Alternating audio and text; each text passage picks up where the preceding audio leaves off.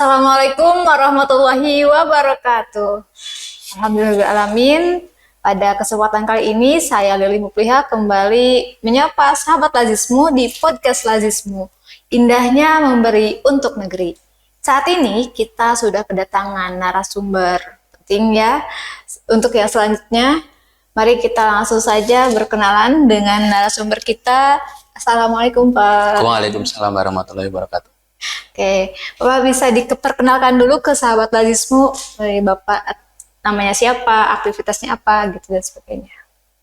Ini panggilannya sahabat Lazismu ya? Iya. Pemirsa ya. Pemirsanya sahabat Lazismu. Lazismu. Sahabat Lazismu, perkenalkan saya Lutfi sebagai Ketua Majelis Pemberdayaan Masyarakat di pimpinan wilayah Muhammadiyah Jawa Barat. Sampai sekarang alhamdulillah masih aktif ya, melaksanakan program-program tentunya di Persyarikatan Muhammadiyah di bidang pemberdayaan masyarakat. Itu. Aktivitas sehari-harinya apa? Aktivitas sehari-harinya sebenarnya bisa dibilang kalau sekarang fokus bisnis ya. Oh, bisnis. Sekarang Dalam fokus bidang bisnis. Ada bermacam-macam bidang ya, tentunya di bidang IT kalau sekarang. Lebih fokus untuk saat ini di Saat IT. ini di IT, tetapi ada beberapa bisnis di bidang pertanian juga di Pangalengan. Siap. Sangat menginspirasi ya. Untuk highlightnya saja sudah bisnis gitu ya. Bagaimana untuk kita kaum muda bisa terinspirasi dari ceritanya Pak Lutfi. Tapi saya sering dengar dipanggilnya Mas, panggil Pak atau Mas ya kira-kira. Ya, jadi bebas sih mau dipanggil Mas, mau dipanggil Pak. Tapi kalau Pak mungkin kelihatan tua ya. Boleh. Saya panggil Mas aja ya untuk Mas, kedepannya ya. Oke. Nah, Ini dengan teh Lili. Lilih ya, Lili. teh Lilih. Saya bilangnya teh Lilih. Ya. Kalau untuk tadi kan MPM ya Pak ya? Mas. Ya apa aja lah ya. Nanti Ya nggak apa-apa lah ingatnya Pak juga. Mas, Pak gitu. Yang penting jangan Om aja ya. Nah, sebenarnya untuk majelis sebelumnya tuh udah ada dari majelis tarjih dan juga majelis tabligh. Dan untuk yang selanjutnya itu majelis pemberdayaan masyarakat ya. Nah, untuk MPM atau majelis pemberdayaan masyarakat ini program dan kebijakannya itu pada ranah apa aja sih? Ya. Jadi sebenarnya Majelis Pemberdayaan Masyarakat ini termasuk majelis yang baru ya di persyarikatan kita ya. Lahirnya itu sekitar 20 tahun yang lalu ya, sekitar ketika mulai kita memikirkan tidak hanya persyarikatan ini Muhammadiyah ini berjalan ya di yang biasanya ya, yang biasanya kita kenal itu kan bidangnya adalah di bidang pendidikan dan kesehatan ya. Dua bidang ini yang selalu dijadikan fokus di Muhammadiyah. Tapi ternyata ada bidang ya pemberdayaan masyarakat ini termasuk bidang baru yang fokusnya sebenarnya adalah untuk mengentaskan kemiskinan sebenarnya. Jadi duafa mustadafin yang kita lihat di Indonesia ini ya dari dulu sampai sekarang sepertinya nggak selesai-selesai ya masalah kemiskinan ya, kemiskinan di Indonesia. Dan kemiskinan ini sebenarnya kalau kita lihat itu kan apa ya, range-nya kan luas sekali ya. Betul. Maksudnya kalau kita bicara siapa sih yang miskin ya kan, miskin itu kan yang jelas dari sudut pandang penghasilan ya. Jadi kan kita ada lihatnya dari sisi penghasilan ya, penghasilan kita itu kan kalau misalnya kita lihat UMR kan setiap daerah-daerah kan beda-beda. Nah, berapa banyak sih orang yang bisa mendapatkan penghasilan di atas UMR? Sebetulnya kalau kita lihat kemiskinan Indonesia sangat banyak. Dan didominasinya dengan daerah-daerah yang sebetulnya tidak padat ya. Daerah kota memang dia banyak kemiskinan, tetapi sebenarnya lebih banyak kemiskinan di daerah desa. Karena kan kalau kita lihat di daerah desa ini kan perputaran uangnya tidak sekencang di daerah kota. Betul. Nah, sehingga Majelis Pemberdayaan Masyarakat ini mencoba untuk menyelesaikan masalah tersebut ya. Jadi di MPM ini ada berbagai macam bidang ya, terutama di bidang yang memprioritaskan di daerah-daerah yang kemiskinan, kantong-kantong kemiskinan. Yang pertama dia ada bidang pertanian ya. Karena kan kita lihat bahwa pertanian kita itu kan dalam tanda kutip ya, sebetulnya kan itu kan pertanian itu konteksnya besar sebenarnya. Banyak petani yang kaya raya, tetapi kan itu harus didampingin dengan ilmu dan juga teknologi yang mumpuni ya. Betul. Tapi kan di Indonesia itu rata-rata petani-petani kita tuh petani yang tradisional ya, dengan alat-alat seadanya ya, tanahnya luas, lahannya juga nggak luas ya, kurang efisien, apalagi dengan kondisi fluktuasi harga yang naik turun. Nah sehingga kadang-kadang jadi rugi gitu petani, sehingga jadi jatuh miskin. Nah itu bidang yang pertama. Harus ada juga bidang, sebenarnya kalau dijelaskan panjang ya. Ya. Ada bidang nelayan. Kalau di di bidang pertanian tuh kita punya namanya Jamaah Tani Muhammadiyah, Jatam. Jadi seperti kelompok-kelompok tani ya yang dibina ya untuk biar meningkat kesejahteraannya. Terus di nelayan juga ada Jalamu ya, jaringan nelayan, dan juga di bidang-bidang lain. Contohnya ada juga bidang migran ya. Terus juga ada bidang media, juga kita punya bidang media, syiar pemberdayaan. Nah itu juga ada. Jadi intinya, terus ada juga di kemiskinan kota juga. Nah intinya sih kita di mana itu ada kemiskinan, nah itu kita fokus ke sana. Duduknya berhadapan aja. Oh berarti Gini, ini. lanjut aja. Oke. Ya, lanjut. Nah, tadi kan ada berbagai bidang ya, Mas, untuk program dari MPM ini. Ada yang memang mungkin tergantung daerahnya juga ya. Betul. Bagaimana yang ini potensialnya pertanian, maka yang untuk bidangnya di Jatam itu Jamaah Tani. Terus untuk di daerah pesisir mungkin nantinya ada Jalamu gitu. Iya, betul. Nah, untuk tadi ada untuk miskin kota tuh ada bentuk. Jadi kalau kita yang sekarang itu berjalan tuh baru ada 3 ya. Jadi Jatam, Jalamu, dan juga ada Saranmu. Saranmu itu migran. Migran itu TKW lah. Jadi biasanya itu kan kita dampingi, yang didampingi itu bagaimana, kan biasanya gini ya, orang pergi nih, pergi ke luar negeri untuk bekerja. Nah untuk apa? Untuk meningkatkan kesejahteraan. Tapi ternyata setelah pulang itu kembali ke miskin lagi. Oh iya. Jadi kan logikanya kan harusnya kan luar negeri bekerja, pulang itu membawa sesuatu. Nah, dan ternyata, bisa hidup dengan apa ya, yang betul. Tapi yang terjadi itu justru malah mungkin istrinya dia bekerja, nah suaminya malah nyari istri lagi gitu. Ya itu yang terjadi. Nah itu perlu kita edukasi, kita jelaskan bahwa sebenarnya tenaga kerja migran itu pun juga bisa mengentaskan kemiskinan, tetapi dengan manajemen yang baik. Ya itu kita harus edukasi juga mereka. Gitu. Oke. Jadi memang pekerjaannya mungkin sudah jadi biasa gitu dan dijalani oleh masyarakat kita ya, tapi untuk manajerialnya mungkin yang lebih. Karena kan kalau yang tadi yang migran tuh ada sinetron komedi yang sempat terkenal tuh kan, Dunia Terbalik. Yang memang itu yang perempuannya tuh pada berangkat jadi TKW gitu kan ya. Dan tapi untuk kondisi itu bapak-bapaknya jadi mengambil peran sebagai bapak rumah tangga ya kalau di sana. Tapi kalau misalkan ditarik ke kondisi realitas tadi, mungkin istrinya bekerja di luar negeri, terus suaminya menikah lagi, atau misalkan anaknya dititip ke orang tuanya dan ya seperti itu. Karena memang untuk kondisi itu saya juga pernah dengar dari teman yang di suatu daerah memang seperti yang ada di sinetron itu gitu. Oke. Nah, jadi MPM ini khususnya untuk Jawa Barat di 3 bidang itu. Ya, jadi sebenarnya kita kalau bisa dibilang 3 program ini program nasional ya. Sebenarnya program ini program nasional sebetulnya.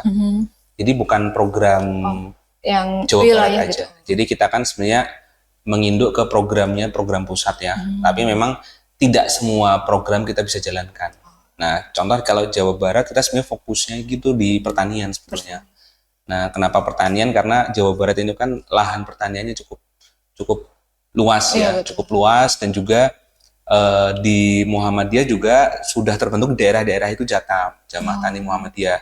Meskipun tidak semuanya daerah, tapi ada beberapa daerah yang dia sudah terbentuk Jatam. Nah, Jatam ini kan secara basicnya itu kan mereka itu petani. Jadi ya mereka itu mata pencahariannya bertani. Warga Muhammadiyah yang mata pencahariannya bertani, tetapi mereka menghimpun berkumpul ya agar kesejahteraannya meningkat. Kan inti dari pertanian itu kan sebenarnya bagaimana kita produktivitasnya naik ya. Ya artinya secara produksi misalnya 1 hektar biasanya 5 ton beras misalnya bagaimana bisa meningkat menjadi 10 ton. Dan juga efisiensi bagaimana produksi biaya produksinya itu bisa ditekan. Nah, yang terjadi itu kan kadang ketika kita tidak berkumpul kan kadang bingung. Ternyata ada hama, treatmentnya seperti apa, atau misalnya pola tanamnya seperti apa, kapan kita harus tanam, kapan kita harus misalnya pending dulu karena mungkin cuaca dan lain sebagainya. Ketika cuacanya juga lagi nggak bersahabat kita harus seperti apa, terus pengairannya irigasi seperti apa, itu kan perlu dipelajari dan juga ada pendampingan. Karena yang terjadi biasanya warga atau petani itu kan dia ikut-ikutan. Misalnya tetangganya lagi nanam, ikut nanam, ya kan tetangganya lagi ini ikut apa? Padahal nggak harus seperti itu. Nah, itu di bidang misalnya pertanian ya, di beras kita juga ada program dengan Lazismu itu kan Tani Bangkit ya. Tani Bangkit itu kan bagaimana kita memberikan support ya ke petani itu, ke Jatam ya khususnya dalam bentuk tidak hanya dana untuk operasional, tetapi juga pendampingan sehingga mereka menjalankan SOP yang sudah proven atau istilahnya sudah terbukti bisa meningkatkan produktivitas.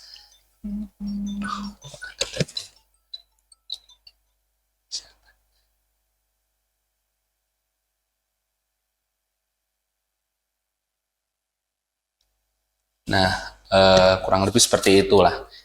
Dan kita kan sebenarnya di pertanian itu kan luas ya. Pertanian itu kan ada pertanian yang berbasis dia hortikultura atau juga pertanian. Biasanya kan di dataran tinggi kan hortikultura, sayur, buah.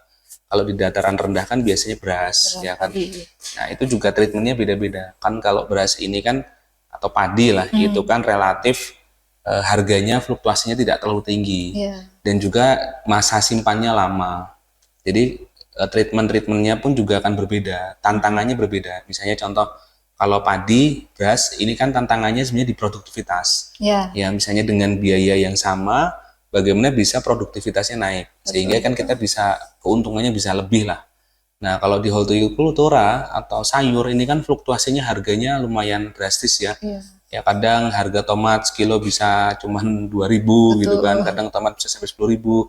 Nah sehingga kita harus ada estimasi harga ya, kapan nih kita ketika panen harganya naik ya, jangan sampai ketika panen justru pas harganya jatuh, pasti rugi.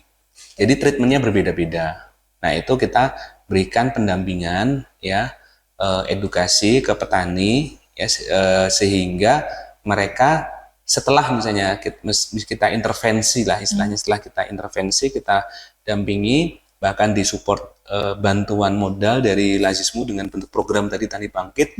Nah dengan harapan setelah istilahnya graduation lah istilahnya, setelah lulus ya selesai program ini, itu mereka kesejahteraannya meningkat gitu kan. Biasanya kan kalau ada yang satu sukses pasti kan ingin ikut kan. Betul. Nah jadi mempengaruhi yang lain sehingga kesejahteraannya bisa meningkat. Itu misalnya awalnya dia penghasilannya sekali panen mungkin cuman 10 juta bersih ya, nanti bisa naik ke 20 juta. Nanti kan bisa memperluas juga, awalnya pegang 1 hektar jadi 2 hektar, 3 hektar dan seterusnya. Oke, berarti targetnya itu petani yang memang olahan tanahnya itu luas atau gimana? Enggak juga. Jadi sebenarnya program yang sedang kita jalankan di MPM ini kita justru berfokus ke SDM. Jadi bukan luasnya. Luas yang dikelolanya, tapi bagaimana manusianya, bagaimana gitu. Orangnya. Kan gini ya, pemberdayaan itu objeknya itu kan orang. Orang. Jadi penyintasnya itu adalah manusia. Ya, masalah dia itu 1 hektar, 2 hektar, 3 hektar dan berapa hektar atau apa yang dikerjakan, itu yang penting orangnya.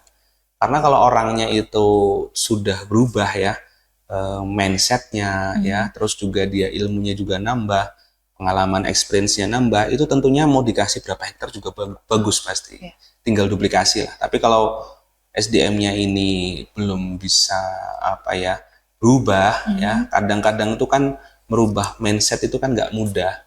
Nah itu kan kadang harus ada proses ya. Misalnya contoh biasanya ada masyarakat yang ketergantungan dengan pupuk kimia. Nah, ketika kita edukasi pupuk kimia gini, terus pestisida gini, malah justru meningkatkan biaya.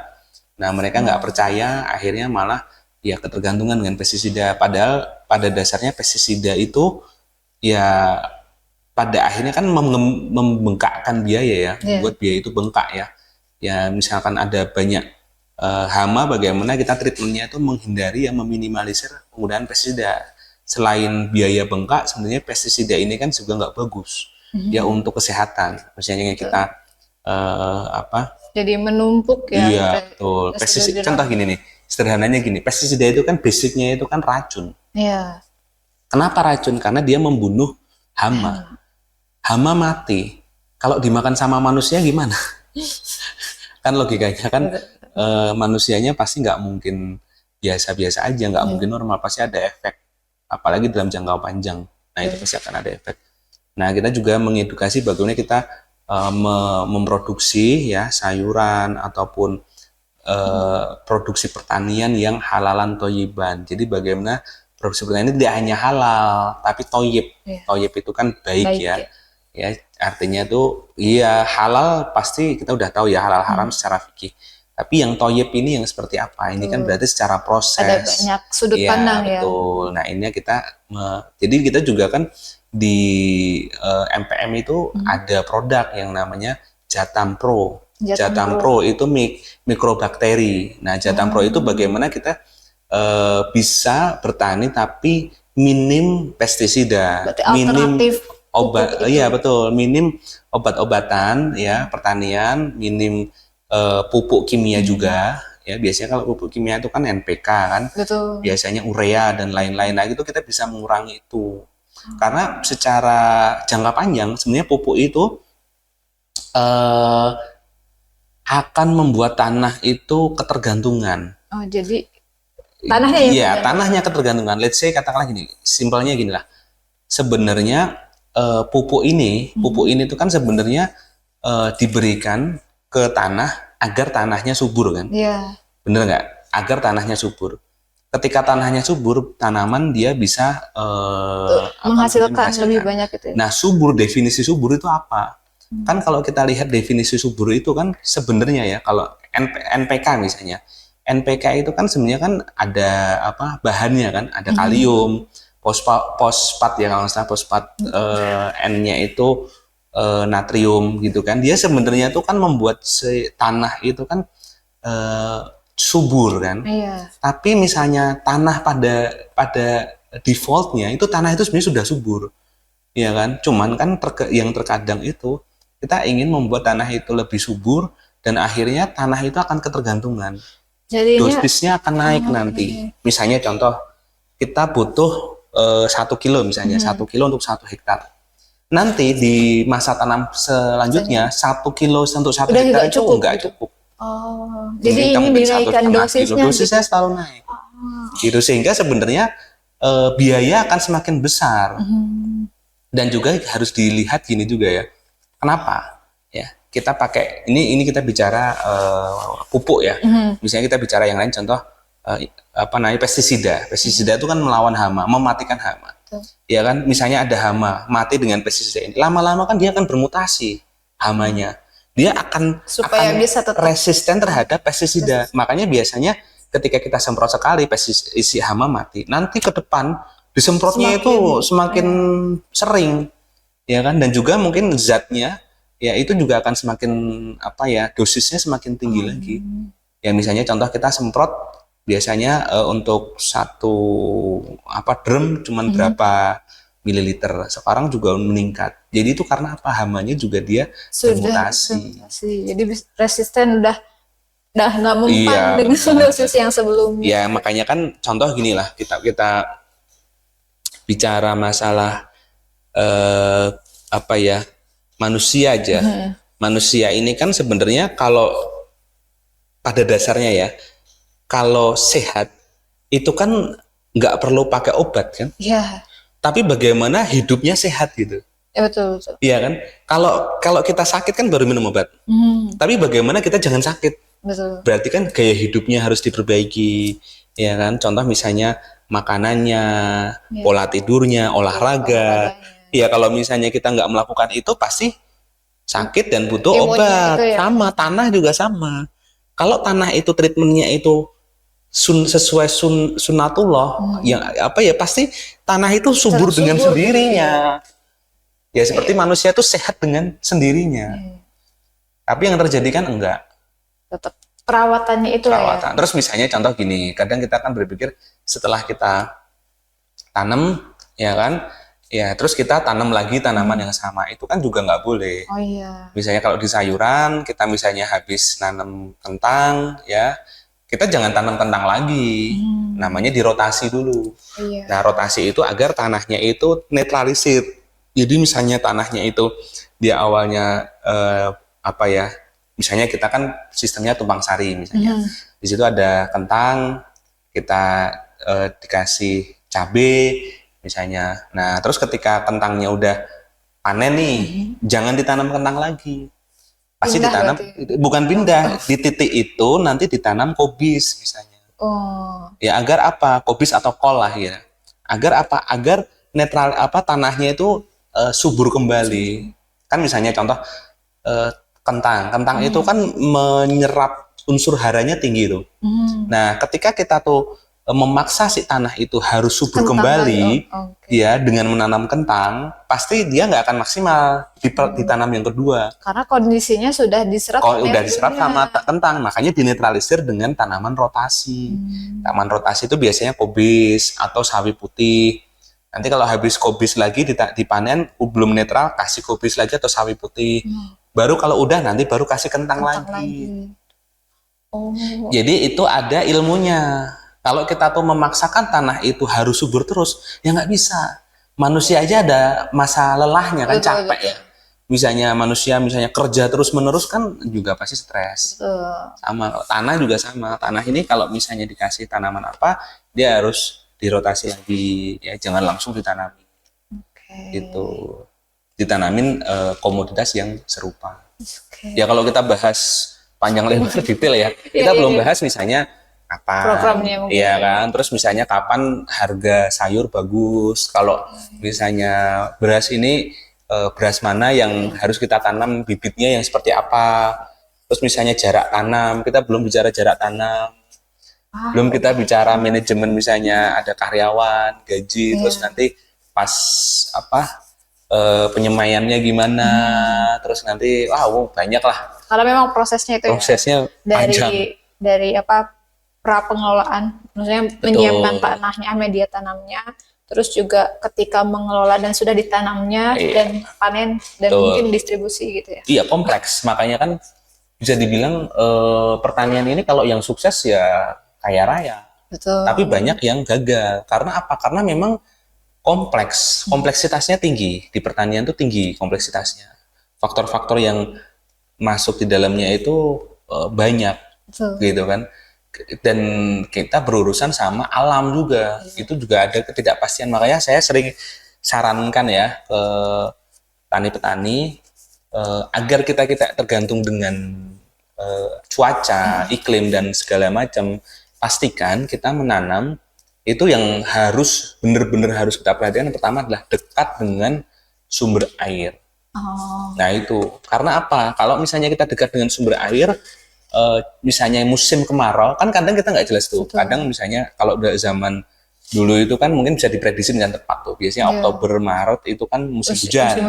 Maret sampai Oktober itu kan musim kemarau. Tapi sekarang kan kadang kemarau hujan, ya kan? Betul. Terus misalnya musim hujan malah panas, ya kan? Nah, sehingga itu nggak bisa diprediksi. Nah, untuk mengantisipasi itu pastikan kita punya lahan itu yang dekat dengan sumber mata air. Nah, sehingga apa? Kalau pas lagi kemarau kita masih bisa tanam. Biasanya kalau pas lagi kemarau kita tanam, Nah, petani-petani lain yang tidak punya sumber mata air, pasti dia nggak mau tanam. Nah, ketika nggak mau tanam, akhirnya supply-nya itu sedikit kan, akhirnya biasanya harga jualnya nanti Jadi mahal. Nah, kalau misalnya selain ya dekat dengan mata air, nah yang kedua harus dekat dengan akses jalan. Oh, Kenapa? Karena untuk biaya angkutnya iya, itu, misalnya contoh nih, kita mau ada pupuk, ya kan, pasti kan ada biaya angkut, iya, ya dari jalan ke lahan. Semakin jauh pasti semakin mahal. betul. Nah, terus juga pas panen, pas penanaman, pas panen itu semakin mahal. Kalau jauh dari akses Akses jalan, ya kan. Jangan-jangan nanti buat panennya aja biayanya tuh malah lebih mahal daripada harga per kilonya Jualnya. itu, harga jualnya. Nah, itu jadi harus dekat dengan mata air, dan yang kedua harus dekat dengan Jalan. jalan. Nah, kalau mau sukses Jadi gitu, petani. betul. Oke. Wah, sangat berbobot ya. Maksudnya untuk saya yang memang bukan apa ya, ngebahas tentang tanaman itu mungkin di sekolah aja ya Mas. Dan nggak kebayang itu hanya mungkin aktivitas bagaimana orang tua kakek nenek gitu yang lahannya pun tidak sebanyak itu gitu, hanya memanfaatkan area halaman aja gitu. Oh, ternyata ada waktunya, timing gitu ya. Betul, Terus jarak juga perlu diperhatikan gitu ya. betul, betul. Seperti itu. Nah, untuk Jatam sendiri, untuk daerah Jabar gitu ya, itu udah ada di berbagai daerah kabupaten kota atau belum? Ya, kalau secara resmi ya, kan Jatam ini kan sebenarnya secara SK ya, secara surat keputusan itu kan dikeluarkan oleh MPM daerah. Nah, MPM daerah kalau yang benar-benar secara resmi, yaitu belum banyak ya. Bisa dihitung jari lah, seperti mungkin di Cianjur, udah ada Cianjur, terus Majalengka udah ada, terus, di Subang juga udah ada, Indramayu, Tasik udah ada. Nah, di Pangandaran setahu saya udah ada. Tapi ada beberapa daerah juga yang belum ada. Di kota Bandung udah ada. Nah, sebenarnya secara kalau saya data sih terakhir itu dari 27 kota kabupaten di Jawa Barat tuh sekitar 20 lah 20. yang sudah ada SK ya.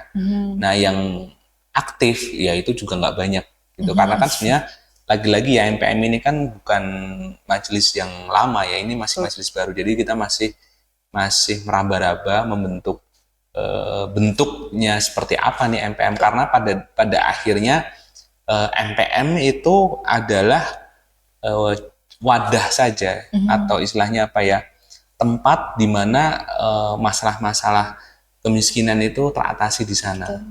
Karena kita punya tagline ya, selama rakyat masih menderita tidak ada kata istirahat kan, kalau di tagline-nya dari MPM pusat itu. Nah, artinya apa ya? Intinya selama masih ada kemiskinan itu tidak ada kata istirahat. Nah, sehingga program-programnya pun sangat-sangat tergantung kontekstual gitu. Jadi tergantung dari wilayah atau daerah yang memang di situ berada gitu kan. Jadi karena permasalahannya pun juga berbeda tiap daerah. Nah, itu juga akan berdampak ke program-programnya, mungkin bentuknya. Mungkin di daerah sini ada Jatam, daerah lain nggak ada Jatam, kan gitu.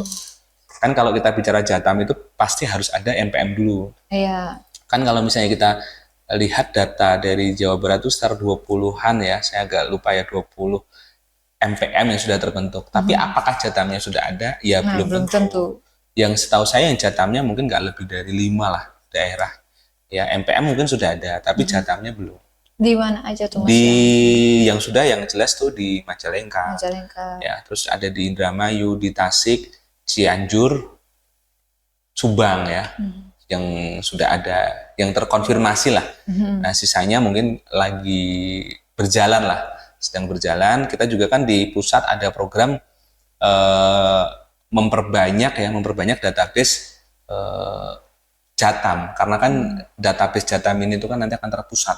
Jadi kita tahu nih di daerah Jawa Barat nih yang bertani ada berapa, komoditasnya apa. Mungkin kalau kita bicara padi mungkin lahannya berapa. Nah, dari situ kan kita bisa lihat potensi. Nah, kita bisa bantu tuh mencarikan mungkin off-takernya, ya kan. kita bisa juga berkolaborasi antar wilayah, misalnya daerah sini kurangnya ini, daerah sini kurangnya apa, bisa Subsidi silang gitu subsidi ya, atau bukan subsidi ya, lebih tepatnya biar kolaborasi tentang supply chain. Jadi misalnya hulunya Jawa Barat, nanti hilirnya bisa Jakarta. Karena misalnya di MPM DKI lah, MPM DKI itu kan nggak ada lahan, Betul. tapi pastinya di sana juga bisa menerima, misalnya, oh katakanlah supply-nya dari Jawa Barat nih, terus nanti yang menerima DKI itu bisa. Karena mungkin lebih dekat pasarnya. Betul, karena kan di Jakarta itu kalau kita bicara ini ya, bicara logistik ya, bicara logistik itu kan pasti semakin jauh kan semakin biayanya semakin tinggi. Betul. Logika sederhananya gini, di Jakarta itu sayur dan lain-lain nggak mungkin dong ngambil dari yang jauh-jauh, karena pasti nanti harganya akan mahal. Karena biaya.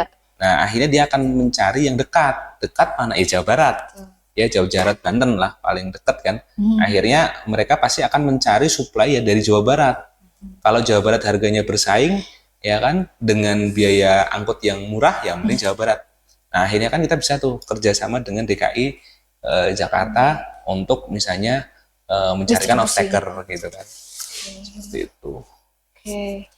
Berarti untuk MPM Jawa Barat yang terdekat ini baru yang kemarin Candi Bangkit itu? Atau iya, sebenarnya kan kita ini ya, program dari MPM Jawa Barat ya, kita bisa dibilang konsen sekali di pertanian, ya, terutama pertanian hortikultura. Iya. Nah, kenapa? Karena kan Jawa Barat itu banyak dataran tingginya. Betul. Ya kan? Kita sebenarnya kalau program, kita bisa aja bikin program banyak ya. Kita bisa bikin program banyak. Cuman kalau program banyak, yang terjadi nggak akan fokus kan. Betul. Dan nggak akan apa namanya istilahnya kelihatan nih impact-nya apa. Kan kalau kita bicara program itu kan ya percuma ya, program banyak tapi seremonial aja, atau misalnya program yang sekedar apa ya, numpang lewat. Kita kan berpikir bagian program kita long term. Ya kan, dan juga menjadi program unggulan di Jawa Barat. Nah, kalau setelah kita analisis, kita petakan ternyata di Jawa Barat ini yang paling bagus ya pertanian. Karena kan kita apa namanya lahannya luas dan juga dataran tingginya cukup banyak. Ya kan. Nah, sehingga kita fokus ke sana. Nah, kita coba pilot project-nya adalah ya di Pangalengan dan di Majalengka.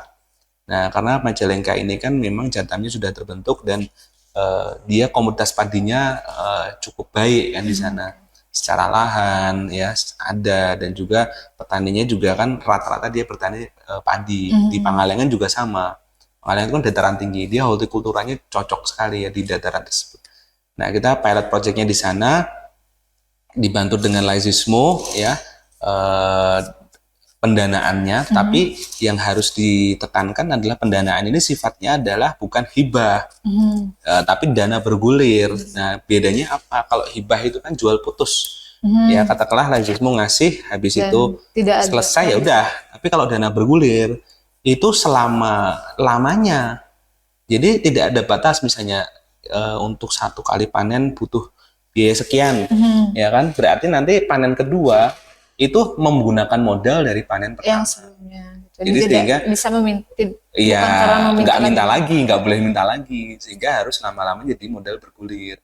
Nah, diberikan ke Jatam. Nah, kenapa Jatam bukan perseorangan?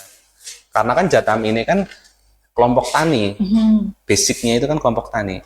Kalau kelompok tani itu pasti akan ada self control. Self control itu ya mengontrol, saling mengontrol gitu. Jadi kalau misalnya individu, misalnya dia nggak benar, ya kan, korupsi dan lain-lain, siapa yang mau ngontrol? Susah. Tapi kalau kelompok tani, ya pasti kan karena si A akan ngecek si B, si B, ya struktur. Ya, sehingga nanti akan dana bergulir akan terus-terusan. Makanya kita bekerja sama dengan Laizismo untuk membiayai program Tani Bangkit itu melalui Jatam. Gitu. Karena kan bisa dibilang majelis yang memiliki apa namanya ya, kelompok tani itu ya hanya MPM. Ya, selain MPM itu kan dia tidak memiliki kelompok tani. Nah, kita punya kelompok tani yang dibina, diintervensi ya, semoga ya dengan adanya program ini kan petani juga ekonominya meningkat. Karena memang Kalau saya tadi sedikit baca yang tentang MPM itu adalah ikhtiar meningkatkan kedaulatan pangan gitu. Iya, betul. Lebih tepatnya jihad lah. Jihad. Jihad kedaulatan pangan. Karena kan gini ya, era masa depan itu yang akan terjadi adalah krisis pangan. Iya, Kan logikanya sederhananya gini, ya manusia kan populasinya bertambah, betul. lahan bertambah nggak? Enggak Bertambah atau berkurang? berkurang karena Nah, fungsinya. justru berkurang kan? Iya, Nah, padahal orang butuh makan atau tidak? butuh, Ya sangat kan? butuh. Sangat butuh ya. Misalnya, katakanlah gini, orang ya butuh internet, Butuh. sama makan butuh mana? Tentunya pangan lebih makan. Butuh makan kan? Iya, Nggak pakai internet, nggak bakal mati kan? enggak Tapi kalau nggak makan 1 bulan misalnya, langsung itu. ya kan? Nah, itu jadi problem juga kan? Jadi nanti akan banyak prediksi-prediksi ya dari berbagai macam negara itu akan terjadi krisis pangan. Yang nggak usah jauh-jauh lah. Indonesia sekarang dulu ya, Iya, kan Indonesia swasembada pangan. betul. Artinya swasembada pangan artinya beras yang dikonsumsi Indonesia, warga Indonesia itu adalah diproduksi oleh Indonesia. Betul. Nah sekarang Impor. impor. Bayangkan ya kalau kita sebagian besar impor, ya kan? Berarti kan kita ketergantungan sama negara lain. Ya, Ya kalau ketergantungan sama negara lain yang nggak ngasih impor, nggak ngejual beras ke kita misalnya, kita bisa makan dari mana? Harga bisa naik. oke. Omong-omong tentang impor ya, Kan Mas. ngeri kan? Ini kan saya lebih ke mungkin sebagai penikmat ya, bukan bukan pengelola sebagaimana petani gitu. Nah, maksudnya banyak nih orang yang bertani gitu. Tapi ketika mendengar informasi di berita itu kita impor misalkan ya apa bawang merah dan sebagainya misal contoh ya dan beras salah satunya beras itu. Untuk kondisi objektifnya sendiri gitu. Itu tuh kita tuh benar-benar kekurangan apa gimana? Iya betul. Kekurangan. Kan sesederhananya gini. Pertama, ya, kenapa kita impor? Pasti kekurangan. Nah, kenapa kita memaksakan impor? Misalnya, katakanlah ini saya mau nanya sederhana. Kita bisa nggak impor? Mungkin aja bisa. Tapi ada efeknya. Ya, Efeknya, tahu nggak efeknya apa kalau kita nggak impor? Misalnya, kita beras nih. Kita nggak impor, efeknya apa? mahal. Mahal. Beras pasti mahal. Kenapa? Karena suplainya kan gini. Kalau kita Suplainya lebih sedikit dibandingkan demand. iya benar. Kita teori ekonomi ya. Teori ekonomi itu kan ketika suplainya itu kurang, demand-nya tinggi, Iya. harga Pasti naik. mahal. Ketika suplainya tinggi, demand-nya kurang, harganya Jual. murah. Kan gitu. Nah, impor kita tahan misalnya, kita nggak impor beras. Yang terjadi pasti harga beras naik. Kalau harga beras naik, masyarakat teriak. Ketika masyarakat teriak, pemerintah didemo. Nah, akhirnya pemerintah kan nggak mau didemo kan. Yang terjadi ya pasti pemerintah ya udahlah impor aja gitu kan. Ya impor aja daripada didemo. Nah, tapi kan yang harus kita pikirkan itu kan harusnya kalau ini seperti ini terus kan jadi kayak lingkaran setan. Betul. Nah, harusnya berpikir bagaimana masyarakat Indonesia, petani di Indonesia itu bisa bersaing Dengan harga di impor. Logikanya sederhananya gini, impor ini kan dari jauh tuh. Misalnya impor, let's say dari Thailand lah. Nah, atau Vietnam. Nah, kita impor dari luar. Harga mereka sekilo berapa misalnya? 10.000 misalnya. Atau, nah bagaimana kita bisa menghasilkan ya beras 8.000? Oke. Pasti kan Yang Indonesia nggak akan impor kan? Ya, iya. Karena lebih mahal. Kenapa kita impor dari Cina? Lebih murah. Harganya lebih murah. Kalau Indonesia bisa menghasilkan produksi lebih murah dari Cina, ngapain impor? Tapi sekarang ini sebagian besar ya khususnya di bidang pertanian, bahkan kita di bidang peternakan, ya kan, kayak daging dan lain-lain itu kan banyak impor karena apa? Karena internal ya domestik kita itu belum bisa bersaing dengan produk-produk luar. Nah, sehingga solusinya ya harus ya pemberdayaan. Bagaimana kita berdayakan ya di Indonesia ini ya produk-produk khususnya pertanian, peternakan dan lain-lain itu bisa bersaing. Dari harga dan juga kualitas. Ya, pastinya lah. Kan kita simpelnya gini lah. Logika sederhananya gini. Harga murah, kualitas lebih bagus. Masa nggak laku? Iya betul. Iya kan? Betul. Tapi kalau harganya mahal, kualitas di bawah, ya pasti nggak laku dong. Nah, kalau luar misalnya ngasih impor apapun itu, mau impor kedelai juga kan, Iya betul. kita kalau bicara kedelai, Sudah nggak lebih laku. ada kita kedelai Indonesia. Ya, Kita konsumsi kedelai tinggi, tapi kedelainya itu dari impor semua kan. betul betul. Kenapa? Ya karena ya kita nggak bisa bersaing dengan harga impor. Impor jauh lebih murah, jauh lebih efisien, ya kan? Simpelnya kan impor itu kan jauh tuh, dia udah cost di logistik aja udah besar. Tapi bisa kenapa sampai sininya harganya murah? murah? Karena apa? Mereka efisien. Mereka produktivitasnya tinggi. Kita misalnya satu lahan, 1 hektar, kalau padi itu paling mentok, kalau bagus 5 ton. Iya. Mereka mungkin bisa 15 Lebih ton. dari itu. 20 ton. Padahal kalau secara luas daerah, Luas Indonesia, kan Indonesia. hitungannya. Tapi mereka kan produktivitasnya lebih. Iya. Dikasih sama-sama 1 hektar, di sana dikelola dengan bibit yang unggul dan segala macam. Kan kalau kita bicara produktivitas itu kan nggak hanya sekedar how to manage kan, tapi bibitnya harus unggul. Apa ya faktor-faktor? Kita tuh kan problem juga di bibit. Di Indonesia berapa banyak sih produsen yang bisa menghasilkan bibit unggul? Oh. Sedikit, ya kan?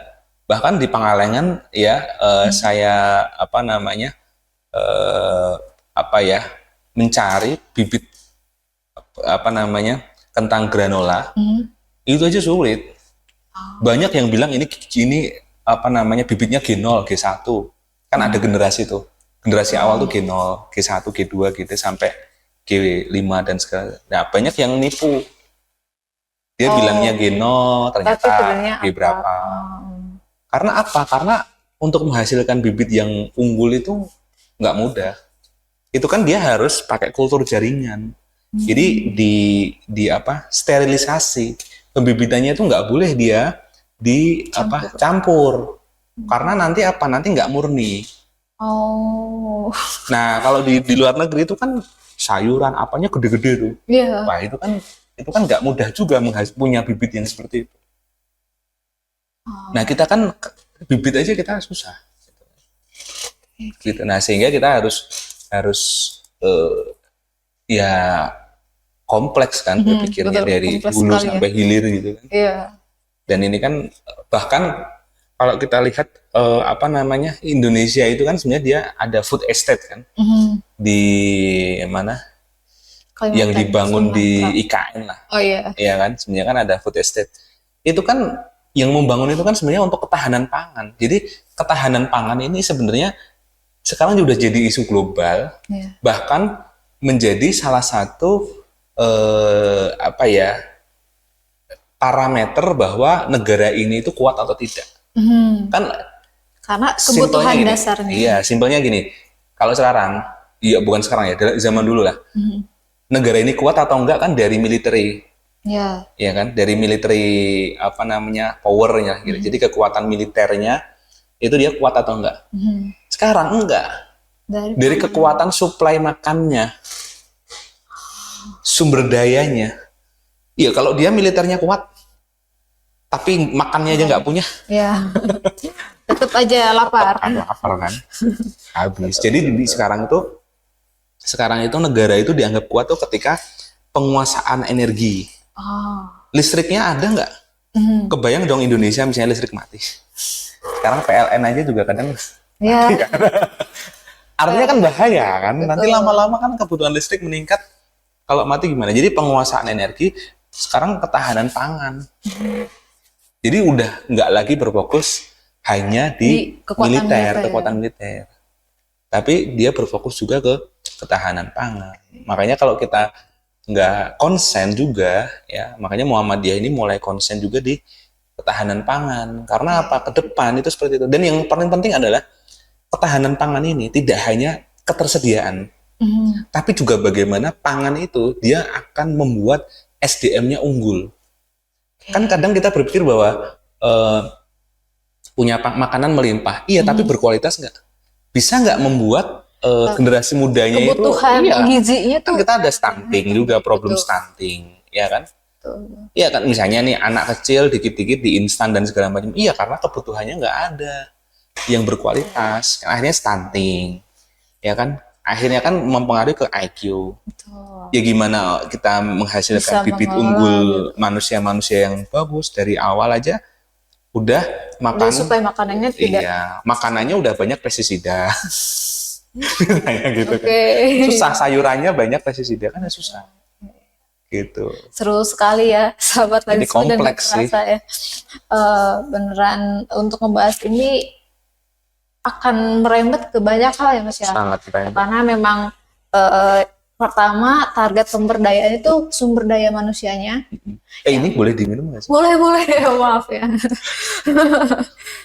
Ya tadi tentang sumber daya manusianya, bagaimana manusianya ini mampu mengelola kompleksitas ya dari permasalahan tentang ada di bidang itu pun nanti akan dibagi-bagi, ada di pertanian, ada di nelayan, dan juga di apa tadi, migran ya. Migran baru Buruh baru migran. tiga itu. Baru 3 yang memang dijadikan fokus dari Majelis Pemberdayaan Masyarakat di pimpinan pusat Muhammadiyah gitu ya. Pimpinan wilayah. Kalau pusat Oh sudah iya, lebih pusat dari sama sih. sama. Pusat wilayah. Khususnya untuk di Jawa Barat juga baru 3 itu. Iya, betul.